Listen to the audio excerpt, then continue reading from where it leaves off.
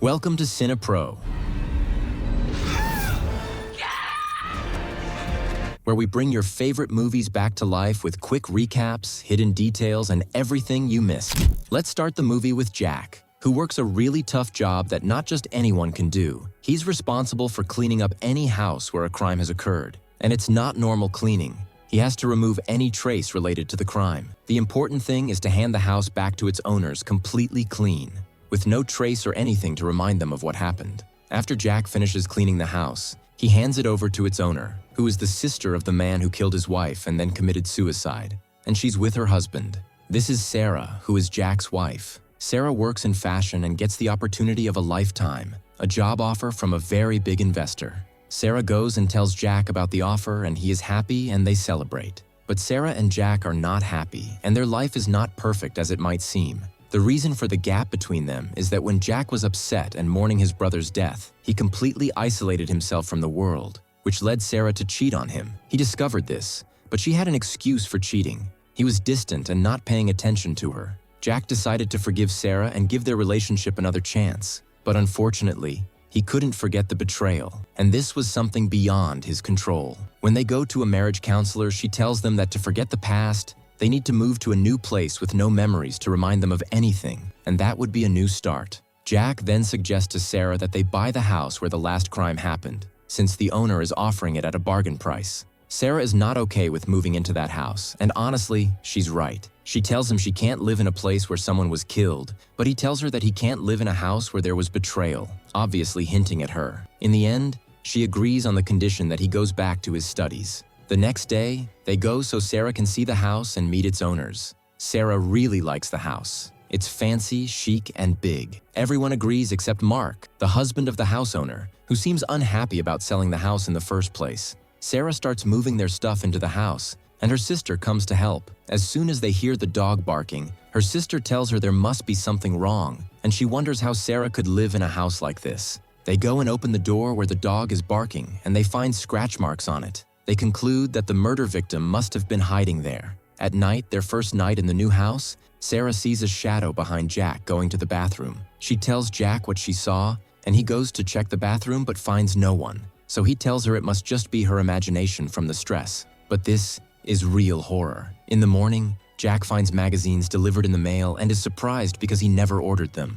Later, Sarah is shocked to find her key missing. They keep looking for it until Jack, who is going to college for the first time after his break, finds it. She tells him she'll have her assistant follow up on everything with her. Jack goes to university and meets a classmate. They have a project to work on together, so they exchange numbers to work on it. When Sarah gets home, she's surprised to find Jack has prepared a romantic dinner to celebrate her and her new job. They celebrate together and start to overcome the problems between them, as if they really are starting fresh. At night, while Sarah is sleeping, she hears music playing downstairs. Sarah goes down and actually finds music playing, even though she and Jack are both asleep. She turns it off, and the door behind her opens. She closes it and walks away, but it opens again, so she closes it again and runs upstairs, terrified. In the morning, after her shower, Sarah finds a note on the mirror. "You are the most beautiful woman in the world." She assumes Jack wrote it, so she goes down to thank him, but the surprise is that he didn't write it. The doorbell rings,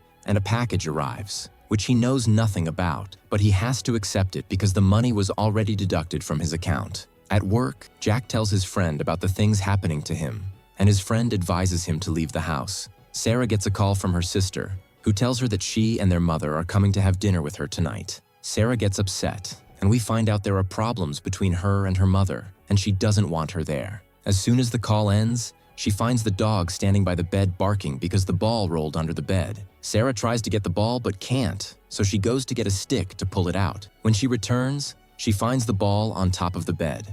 After that, she has a meeting with the assistant of the businesswoman and is shocked to find out it's the man she cheated on her husband with. At first, she gets upset and thinks about canceling the job altogether because she can't work with him again. If Jack finds out, he'll never forgive her this time. But David tells her she needs to be professional and sees the opportunity because she's good at her job, and he was the one who showed her work to his boss, who loved it, so she shouldn't miss this chance. He reassures her that nothing will happen between them except work. At night, Jack is out late with his classmate working on their project, while Sarah is home alone and suddenly disappears. Of course, Sarah is terrified, especially since she's alone. She gets up to see what's going on, and someone comes from behind and drugs her. Jack comes home and finds Sarah sleeping on the couch. He wakes her up and is surprised to find her there, and she also doesn't know how she ended up there. But she remembers what happened and tells Jack. After that, she's terrified, but Jack doesn't believe her and says the door was locked and there's no way anyone could have gotten in. Sarah gets upset because he doesn't believe her, and they argue. They go to the therapist, who tries to calm them down and tells them not to let things like this affect their new start together. On the way home in the car, they reconcile, and Jack tells her that her mother and sister are coming for dinner tonight and they can't be arguing in front of them and feeling any problems at that time. Danny, her sister, had left her at home and brought food for dinner. As soon as she put it in the fridge, she heard the dog barking loudly as if it had seen something.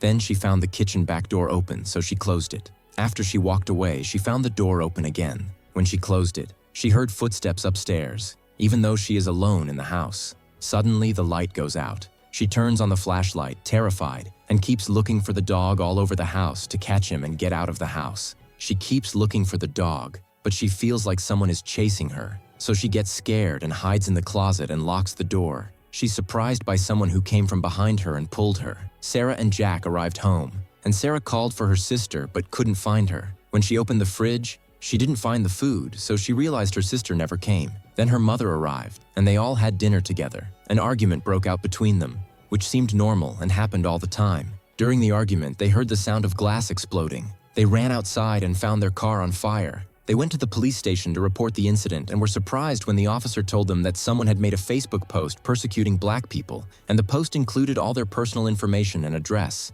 But Jack told him that, of course, they hadn't done that, and it made no sense that if they had, they would include their own information and address. The officer believed them and gave them his card in case anything else happened. After that, Sarah went to the lady they bought the house from and told her that very strange things were happening in the house. She asked her to tell her the exact details of the incident, hoping it might help her find an explanation. The lady told her that her brother's wife had an affair with a man, but they didn't know any details about him. Police reports said that when her brother found out about the affair, he killed her and then committed suicide. But the lady wasn't convinced, as she believed her brother would never kill, especially since something strange happened. All the cameras in the house stopped working that day. Sarah left and met Mark, her husband's friend, who told her if she had any problems with the house, he was ready to buy it, and advised her to consider selling. Sarah was surprised by his attitude and left. Jack found the dog suddenly collapsed and very sick, so they rushed it to the vet. The blood test results shocked them. The dog's blood was full of poison, and unfortunately its condition was advanced with no hope of recovery. It would keep suffering until it died, so they decided to put it down to spare it the pain. They buried the dog. Afterward, they found a bouquet of flowers sent to the house with a card from David, who had been Sarah's lover. Jack got angry, especially when he found out David was the assistant of the woman Sarah worked with, and didn't believe nothing was going on between them. He asked her to quit the job and anything that forced her to deal with him. One night, while they were sleeping, they heard a noise downstairs. Both of them heard it. They called the police, who came but found nothing. The officer told them they needed to install surveillance cameras. Honestly, I don't know how that idea never occurred to them before. Anyway, they installed cameras all over the house. Sarah called David to argue with him for sending the flowers, even though he had promised to stay away from her. But he was surprised and told her he hadn't sent anything. Sarah then found something strange on her phone, pictures of her sleeping, as if someone was taking photos of her while she slept.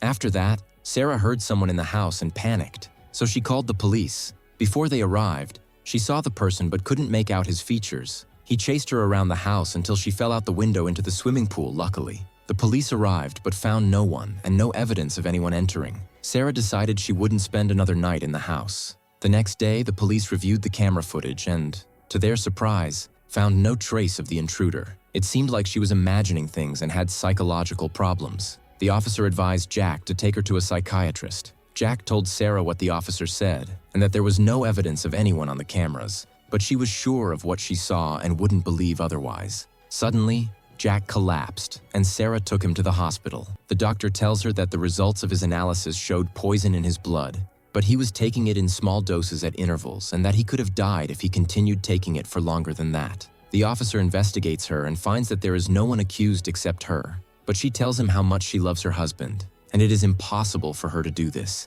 She told him how much she loved him and could never hurt him. He was released because there was no evidence against her, but unfortunately, Jack started to suspect her and didn't trust any food she made, not even the lunchbox she packed for him. He told her he wouldn't come home for dinner and would stay out late with his colleague to work on a project. That night, Sarah was attacked at home but managed to stab the intruder with scissors. This time, the police saw him and didn't think she was imagining things. The officer told them there were more posts online supposedly from her, asking people to do things to her family and home. But of course, this was unbelievable. The surprise was that the officer told them Mark was the one behind these posts, trying to scare them into selling the house cheaply so he could buy it and pay off his debts. There was also a possibility he killed his brother-in-law to make it look like a suicide. Mark was arrested. That night, before Jack and Sarah went to sleep, Sarah told Jack they had to separate because she couldn't continue with him after he suspected she tried to kill him. As they went to bed, we see a camera set up in front of the bed. The next day, while Jack was at college,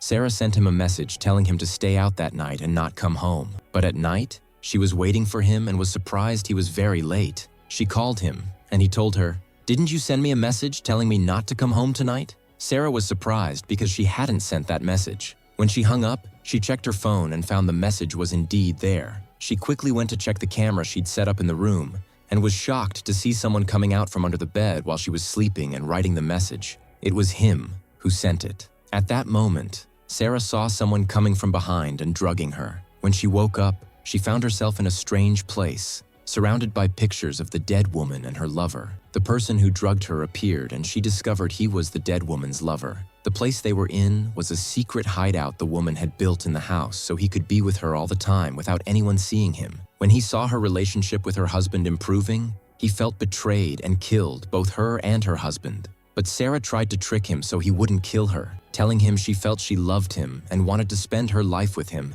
and that he would get rid of her husband for her. When he was about to drug her again, he just muffled her instead. At that moment, Sarah saw Jack had returned home. So the man left with the syringe and went to Jack. Jack entered the bedroom and saw someone sleeping in the bed. Naturally, he thought it was Sarah. But when he got closer, he discovered it was her sister's body, makes Peter panic and get up quickly. At that moment, Sarah is trying to free herself until she succeeds. The man comes from behind Jack, hits him, and knocks him down, causing him to faint. He finds that Sarah has freed herself and starts looking for her. When he finds her, he tries to strangle her and kill her, but Jack comes from behind and grabs him, and Sarah stabs him in the chest with scissors. After that, they call the police who arrive, see everything, believe their story, and solve the mystery of the house and the case of the tools. Of course, after all these events, Jack and Sarah can't continue living in that house, so they decide to leave and move to a new house. They get another dog to replace the one that died and decide to start their new life. This time, for real. If you like the video, subscribe to the channel and activate the notification button so you never miss an updates. See you in the next video.